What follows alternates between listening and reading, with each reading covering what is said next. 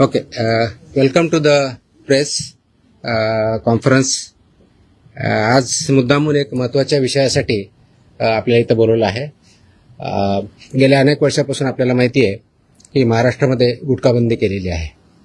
आपल्या FSSAI ॲक्टच्या section 30 अंतर्गत प्रतिबंधित जे फूड आयटम्स आहेत त्याच्यामध्ये गुटखा आणि तत्सम आयटम जे आपले आहेत त्याच्यावरती गुटखाबंदी केलेली आहे.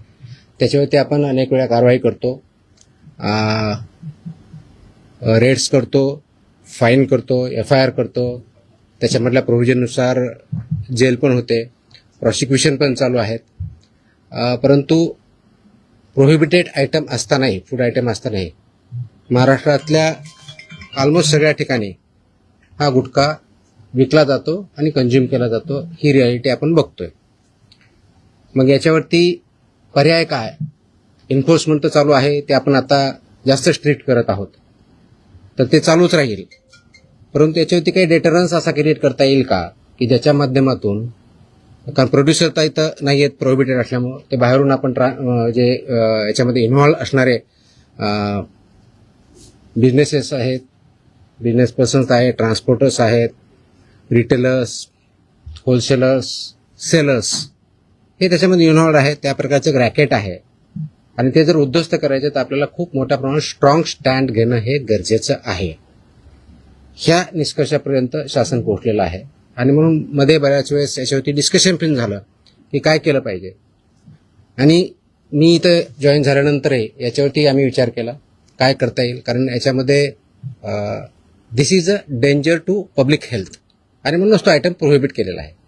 जर पब्लिक हेल्थला जर डेंजर असेल आणि तो आयटम प्रोहिबिट केलेला असेल तरीही त्याचा व्यापार होत असेल, तिथं ट्रान्सपोर्ट होत असेल, होलसेलर विकत असतील, सेलर विकत असतील आणि तो अवेलेबल होत असेल, तर त्याच्यावरती स्ट्रिंजेस्ट पॉसिबल ॲक्शन घेणं गरजेचं आहे. ह्या निष्कर्षापर्यंत पोहोचल्यामुळं आज दिनांक 12 जून रोजी मी मोका लावण्याचे आदेश पारित केलेले आहेत. So have issued the order saying that MCOCA provisions will be, MCOCA कायदा, मकोका ज्याला आपण म्हणतो, Maharashtra control of organise crimes act 1999 हा आम्ही इन्व्होक केलेला आहे. ही माझी तिची ऑर्डर आहे इश्यू केलेली. आणि ह्या ऑर्डरच्या अनुषंगाने हा फक्त फूड सेफ्टी ॲक्ट 2006 चे कलम 3, 26, 27, 30, 38, 41, 42, 59, 63, 64 आणि 89 बरोबरच Maharashtra control of organise crimes act 99चा sections 21D, 21E, 21F, 3, 4, 18, 21 and 23 read with code of criminal procedure 1973 किंवा भारतीय नागरिक संहिता सुरक्षा संहिता 2023 याच्या अनुषंगाने ही ऑर्डर मी आज पास केलेली आहे. एक मिनिट मला बोलू तर द्या, माझं पूर्ण होऊ दे. पूर्ण झाल्यानंतर विचारा ना प्रश्न. सो ही कारवाई करताना हे प्रोव्हिजन्स आहेत. त्याच्यामध्ये ऑथॉरिटी कोणती आहे, त्याचं रॅशनेल काय आहे, कोणत्या क्राईम्सला, कोणत्या ऑर्गनाइज क्राईम मधल्या जी 21D ची डेफिनेशन सांगितलं त्याच्या क्राईममध्ये हा क्राईम कसा बसतो, याच्या ऑथॉरिटी कोण कोण आहेत, ह्या सर्व आपण डिफाईन केलेल्या आहेत. आणि याच्या अनुषंगाने अल्टिमेटली आपण काही ऑर्डर्स, डिरेक्शन्स या माध्यमातून दिलेल्या आहेत. त्याच्यामध्ये ज्या ज्या ठिकाणी हे मोर दॅन वन्स एखाद्या ह्याच्यामध्ये ट्रेड करणारा व्यक्ती, संस्था, आस्थापना असेल त्यांच्याविरुद्ध कंपल्सरी मोका इन्व्होक करायची ही ऑर्डर आहे. त्याचबरोबर सेक्शन 23 ऑफ मकोका ची जी प्रोसेस दिलेली आहे ती प्रोसिजर कंपल्सरी पाळायची हे पण आपण या सेक्शनमध्ये आदेश दिलेले आहेत. त्यानंतर persons and entities against whom MCOCA shall be invoked are manufacturers and producers of prohibited food products, number 1. Number 2, financiers funding their manufacture, procurement और distribution. Number 3, interstate and intra-state suppliers and commission agents. Number 4, transporters and vehicle operators, including agents who book or arrange transport. Number 5, godown operators, warehouse owners and store managers who knowingly store such products. 6th, wholesale dealers and distributors. 7th, sub-dealers and semi-wholesaler agents. 8th, retail sellers forming part of an identified organized network. And 9, any other person who knowingly facilitates, abets, conceals or assists any of the above. त्या इतक्या जणांविरुद्ध मोकोका वापरायचे ह्याच्यामध्ये आदेश आपण केलेले आहेत. त्याचबरोबर